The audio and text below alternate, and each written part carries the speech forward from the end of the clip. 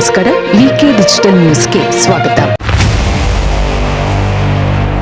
ಈ ಕ್ಷಣದ ಪ್ರಮುಖ ಸುದ್ದಿಗಳು. ಸಿಎಂ ಆದ ಮೊದಲ ದಿನವೇ ಸಚಿವರಿಗೆ ಡಿಕೆಶಿ ಎಚ್ಚರಿಕೆ. ಕುಟುಂಬ ಸಮೇತರಾಗಿ ಅಜ್ಜಯ್ಯನ ಆಶೀರ್ವಾದ ಪಡೆದ ಡಿಕೆಶಿ.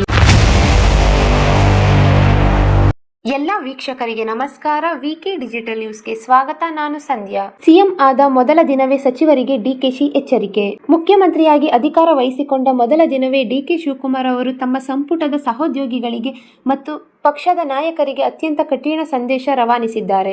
ಆಡಳಿತ ಮತ್ತು ಪಕ್ಷದ ಸಂಘಟನೆಯಲ್ಲಿ ಯಾವುದೇ ರೀತಿಯ ಮೈಗಳ್ಳತನವನ್ನು ಸಹಿಸುವುದಿಲ್ಲ ಎಂದು ಎಚ್ಚರಿಸಿದ್ದಾರೆ. ಮುಖ್ಯಮಂತ್ರಿಯಾದ ಬೆನ್ನಲ್ಲೇ ಸಚಿವರ ಸಭೆ ನಡೆಸಿದ ಡಿಕೆ ಶಿವಕುಮಾರ್, ನಾನು ಯಾವ ಮಂತ್ರಿಗಳನ್ನು ಸುಮ್ಮನೆ ಬಿಡುವುದಿಲ್ಲ, ಎಲ್ಲರೂ 24 ಗಂಟೆಗಳು ಸಕ್ರಿಯವಾಗಿ ಕೆಲಸ ಮಾಡಬೇಕು ಎಂದು ಖಡಕ್ ಆಗಿ ತಿಳಿಸಿದ್ದಾರೆ. ಎಲ್ಲ ಸಚಿವರು ಮತ್ತು ಶಾಸಕರು ತಮ್ಮ ವ್ಯಾಪ್ತಿಯ ಪ್ರತಿ ಜಿಲ್ಲೆಯಲ್ಲೂ ಕಡ್ಡಾಯವಾಗಿ ಪ್ರವಾಸ ಮಾಡಿ ಸಭೆಗಳನ್ನು ನಡೆಸಿ ಜನರ ಸಮಸ್ಯೆಗಳಿಗೆ ಸ್ಪಂದಿಸಬೇಕು ಎಂದು ಆದೇಶ ನೀಡಿದ್ದಾರೆ. ಮತದಾರರ ಪಟ್ಟಿಯ ವಿಶೇಷ ಸಮಗ್ರ ಪರಿಷ್ಕರಣೆ ಪ್ರಕ್ರಿಯೆಯನ್ನು ಕಾಂಗ್ರೆಸ್ ಹೈಕಮಾಂಡ್ ಅತ್ಯಂತ ಗಂಭೀರವಾಗಿ ಪರಿಗಣಿಸಿದೆ.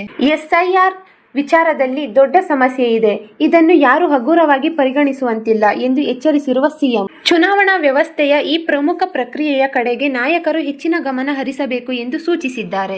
ಈ ಹಿಂದೆ ಎಸ್ಐಆರ್ ಮಹತ್ವದ ಸಭೆಗೆ ಗೈರು ಹಾಜರಾಗಿದ್ದ ಕೆಪಿಸಿಸಿ ಪದಾಧಿಕಾರಿಗಳ ವಿರುದ್ಧ ಡಿಕೆ ಶಿವಕುಮಾರ್ ಅವರು ಕಠಿಣ ಶಿಸ್ತು ಕ್ರಮ ಜರುಗಿಸುವ ಮೂಲಕ ಬಿಸಿ ಮುಟ್ಟಿಸಿದ್ದರು. ಕರ್ನಾಟಕ ರಾಜ್ಯ ಕಾಂಗ್ರೆಸ್ ಉಸ್ತುವಾರಿ ರಣದೀಪ್ ಸಿಂಗ್ ಸುರ್ಜೇವಾಲಾ ಅವರು ಸಭೆಗೆ ಗೈರಾದ ನಾಯಕರ ವಿರುದ್ಧ ಕಟ್ಟುನಿಟ್ಟಿನ ಕ್ರಮ ಕೈಗೊಳ್ಳುವಂತೆ ನೀಡಿದ ಸೂಚನೆಯ ಬೆನ್ನಲ್ಲೇ ಬೇಜವಾಬ್ದಾರಿತನ ಪ್ರದರ್ಶಿಸಿದ ಒಟ್ಟು 3 ಕೆಪಿಸಿಸಿ ಉಪಾಧ್ಯಕ್ಷರು ಮತ್ತು 29 ಪ್ರಧಾನ ಕಾರ್ಯದರ್ಶಿಗಳನ್ನು ಹುದ್ದೆಯಿಂದ ಮುಕ್ತಗೊಳಿಸಲಾಗಿತ್ತು.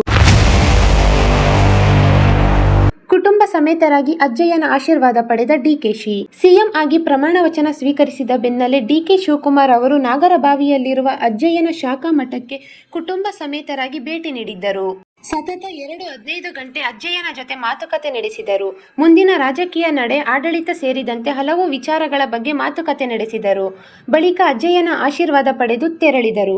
ಕರ್ನಾಟಕದ 25ನೇ ಮುಖ್ಯಮಂತ್ರಿಯಾಗಿ ಡಿಕೆ ಶಿವಕುಮಾರ್ ಅವರು ಬುಧವಾರ ಪ್ರಮಾಣ ವಚನ ಸ್ವೀಕರಿಸಿದ್ದರು.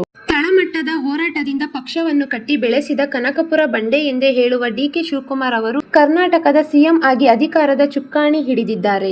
ಪ್ರಮಾಣ ವಚನ ಸ್ವೀಕರಿಸುವ ಮೊದಲು ವೇದಿಕೆಯಲ್ಲಿ ಡಿಕೆ ಶಿವಕುಮಾರ್ ನೆಲಕ್ಕೆ ಅಡ್ಡ ಬಿದ್ದು ನಮಸ್ಕರಿಸಿ ಆಶೀರ್ವಾದದ ಬಳಿಕ ಅಜ್ಜಯ್ಯನವರ ಭಾವಚಿತ್ರಕ್ಕೆ ಪುಷ್ಪ ನಮನ ಸಲ್ಲಿಸಿದ್ದರು.